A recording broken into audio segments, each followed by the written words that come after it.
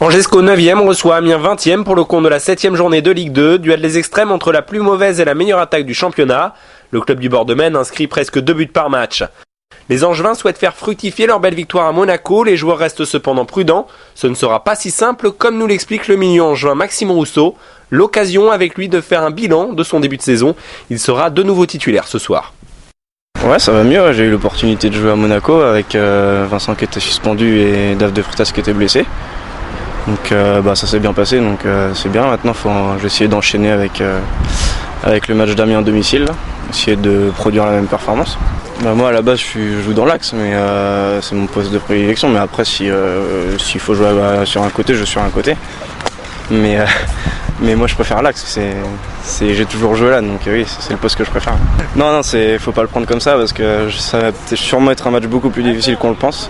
Plus difficile qu'à Monaco, donc, parce que c'est une équipe qui va chercher à prendre des points, qui est dernière, donc elle va chercher à pas prendre de but et sûrement va essayer de bien défendre, donc ça va pas être simple et va falloir trouver les solutions parce qu'on travaille tactiquement là et offensivement et je pense que si par exemple ils sont 11 derrière, ça va être compliqué de trouver les solutions, donc les matchs comme ça, il faut être patient pour trouver les brèches qui vont nous permettre de marquer le but qu'il va faire.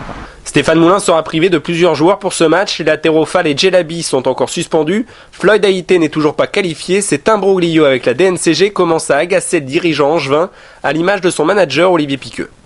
Effectivement, c'est un peu compliqué. Vous savez que d'abord, nous avons été refusés par la DNCG, donc on doit passer en commission d'appel. Une commission d'appel qui ne se réunit pas avant le 23 septembre. Donc, on se demande pourquoi. D'abord, pourquoi il y a une commission d'appel? Parce que c'est un dossier qui est très très simple à régler. Comme je l'ai dit déjà, il y a une première partie juridique, c'est un prêt mis en place avec les Girondins de Bordeaux, c'est tout à fait classique avant la date limite, c'est-à-dire le 31 août. Et puis ensuite une partie financière où effectivement le club était encadré de sa masse salariale. Hein. J'ai entendu beaucoup de choses à l'envers où on nous disait qu'on était interdit de recruter. C'est pas vrai.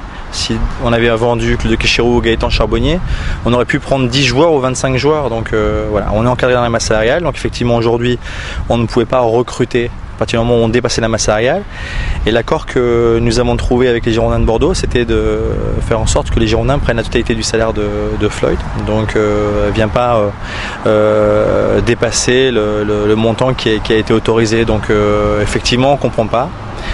Et on a hâte avec les Girondins de Bordeaux parce que les Girondins sont exactement dans la même situation, c'est-à-dire qu'ils nous ont fait confiance pour l'évolution de la carrière de Floyd et continuent à payer le salaire pour ne pas le voir jouer. Donc voilà, on va aller là-bas ensemble devant la commission, on va s'expliquer et puis j'espère que ça sera un micro détail à régler encore une fois. Angesco Amiens, coup d'envoi du match à 20h.